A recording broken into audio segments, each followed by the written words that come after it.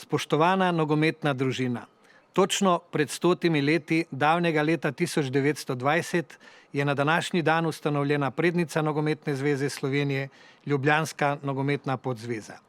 V čast mi je, da lahko Nogometno zvezo Slovenije vodim ravno v času, ko slovenski nogomet praznuje visok jubilej.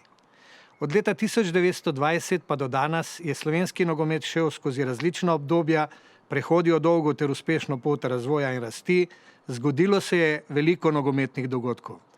Veliko je takšnih, na katere smo lahko upravičeno ponosni. Skozi različna obdobja na tej poti se je nogomet uspešno soočal z različnimi izzivi in prepričan sem, da bomo skupaj uspešno zmogli tudi trenutni izziv, pred katerega ni postavljen zgolj nogomet, ampak celotna družba. Pomembno je, da smo enotni, močni in da stopimo skupaj, ko je najtežje. Nogomet bo iz trenutne situacije prišel bogatejši za veliko izkušnjo, ki nam bo pomagala, da bomo v prihodnosti še močnejši.